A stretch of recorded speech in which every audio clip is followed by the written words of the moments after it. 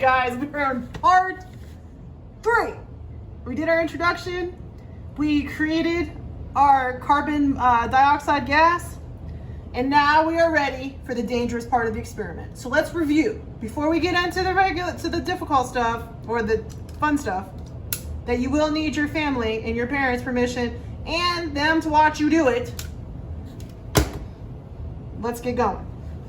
So what we did is we made we made ourselves from baking soda and vinegar. So we took NaHC O3 plus HC2H3O2, and we made that into this. So we made that into a sodium phosphate, which is NaC2H3O2, which is that stuff down here, with a CO2 gas, which is up here, because the gases were lighter than the liquid, so they went up into this balloon. And then there's extra water down here with our sodium phosphate down here. Now we've made this, so we're good to go. What we're gonna do is, from our original chemicals, we don't really need the sodium phosphate or the water. We want to use the gas. That's what we're looking for right now, because I want to show you that this exists. That this isn't just empty air. This is actually filled with elements.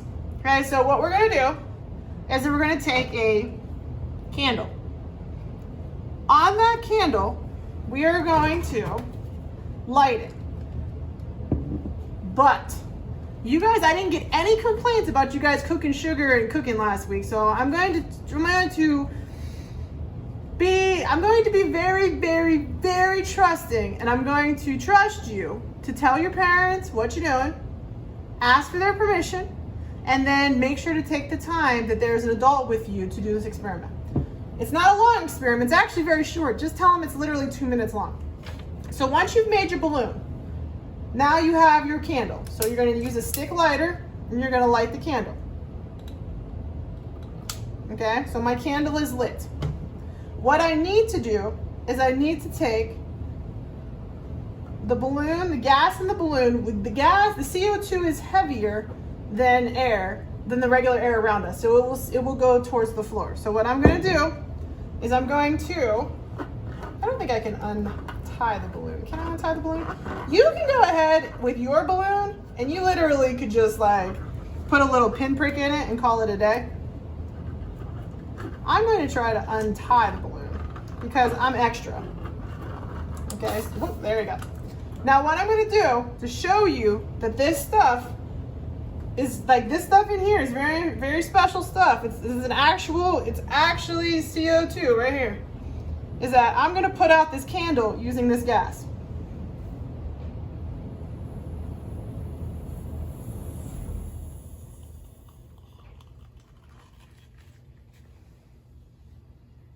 See? I used the CO2 gas that I captured in this balloon to put out this candle.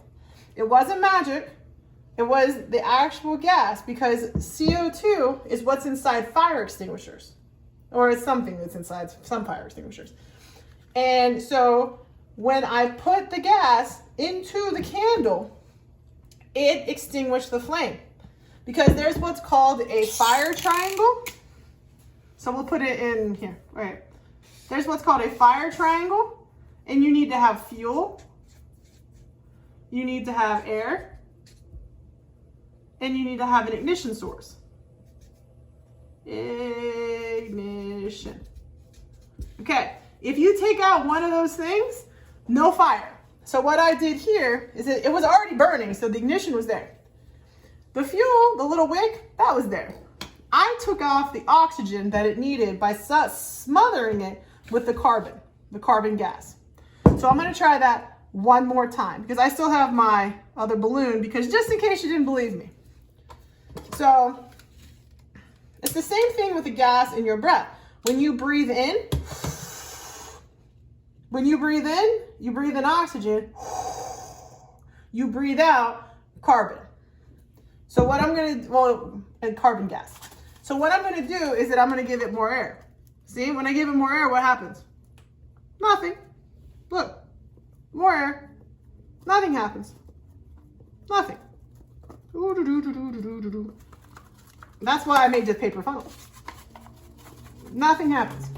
Now, when I breathe out, because I breathe out carbon, it goes out.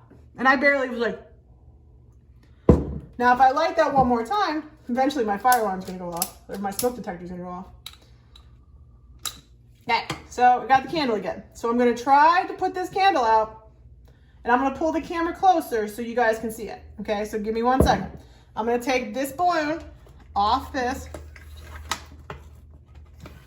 Actually, I wonder if there's enough left in the bottle. Okay, for right now, let's see if there's enough left in this bottle.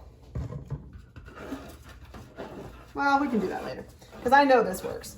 So I'm gonna put you in my hand. I'm sorry about making you car sick. All right, so here is my candle. Balloon's gonna come out from the side, and I'm going to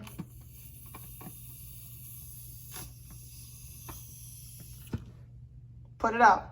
You heard how tiny, that little tiny little bit of air was coming out. That's how powerful this gas is. That's why a lot of people have detectors in their homes. I'm gonna do it one more time because I have more gas. Whoa, there was so much gas it turned off my thing. Watch. Look, it can't even get in there. Watch. But if I put it inside where the carbon gas was, it had to burn itself out. That's crazy.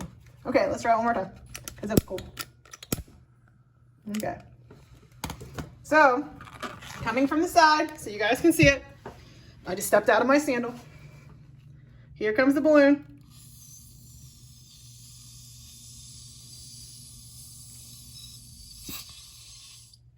Nope.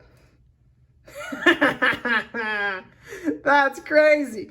Okay, so that is the experiment that I'd like you to do for this week. I need you to collect CO2 in a balloon. Then I need you to do the magic trick of putting out the candle with just the gas. Okay? Because that is essentially what you're doing is the same thing as a fire extinguisher. And that is the coolest thing ever. And I'm so glad I was able to find vinegar and baking soda.